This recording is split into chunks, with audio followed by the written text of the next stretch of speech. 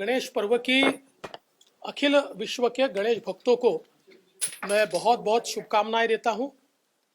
श्री गणेश जी से प्रार्थना करता हूं, वे विघ्नहर्ता है।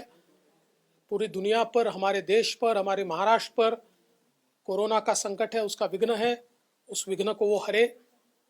साथ साथ लगातार हम लोग देख रहे हैं, कभी बारिश होती है, कभी किसी प्रकार की आपत्ति आती है, कभी तूफान आता है। इन सारी आपत्तियों में खड़ा रहने का आत्मबल ईश्वर हमको दे, विघ्नहर्ता हमको दे, हमारे किसानों को दे। और चूंकि वे बुद्धि की भी देवता है, तो ये भी उनसे प्रार्थना है कि हम सभी को सुबुद्धि दे, हमारे हाथों से अच्छे कार्य हो। इस प्रकार की प्रार्थना मैं उनसे करता हूँ। लेकिन जिस तरीके से मंदिर खोलने पर भी विघ्न है काफी दिनों से, उस विघ्न को हरने के लिए किस तरीके से? देखिए, हमने बार बार इस बात को स्पष्ट किया है कि मंदिर खोला जाए, महाराष्ट्र में हमारी लगातार मांग है।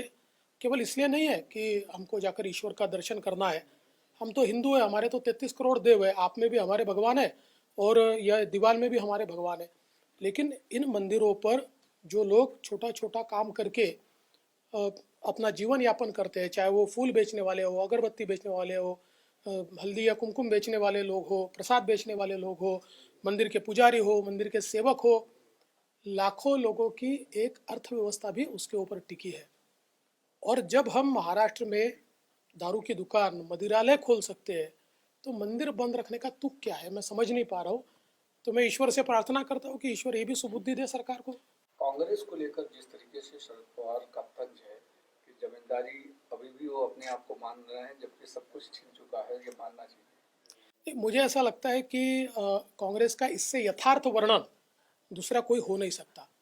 देखिए, कांग्रेस हमेशा सामंती मानसिकता में जीने वाली पार्टी रही है और अपने आप को महाराजा मानकर जिस प्रकार से एक परिवार का राज देश के अंदर रखने की मानसिकता उनकी है, मुझे ऐसा लगता है कि उनको आईना दिखाने का काम पवार साहब ने किया है कि आप समझ लीजिए, लोकतंत्र है, आपकी जमींदारी समाप्त हो चुकी है और आपकी जो पुरानी पुण्याई है उसके ऊपर आप ज़्यादा दिन जी नहीं सकते, जनता में जाके काम करना पड़ेगा। तो मुझे लगता है एक आईना दिखाया पवार साहब।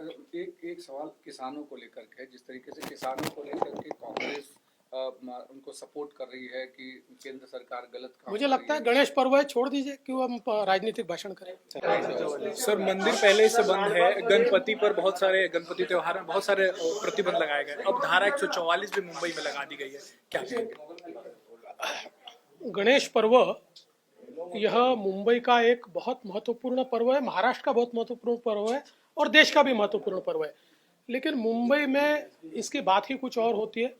हम ये समझ सकते हैं कि कोरोना के कारण सरकार ने कुछ रेस्ट्रिक्शंस लगाए हैं, लोगों ने भी उसका पालन किया है, छोटी मूर्तियाँ लाई है, मंडप कम सजाए हैं, कम से कम भीड़ हो, इस प्रकार का प्रयास किया है। किंतु एकदम दबंगाई अगर सरकार करेगी तो वो भी ठीक नहीं है, इतना दमन भी ठीक नहीं है। 144 इस प्रकार से लगा देना और बिल्कुल ही एक प्रकार से लोगों को वंचित कर देना, इससे लोगों की भावनाएं जो है वो आहत होती है। मुझे ऐसा लगता है कि सरकार ने लोगों के विवेक के ऊपर थोड़ा विश्वास रखना चाहिए।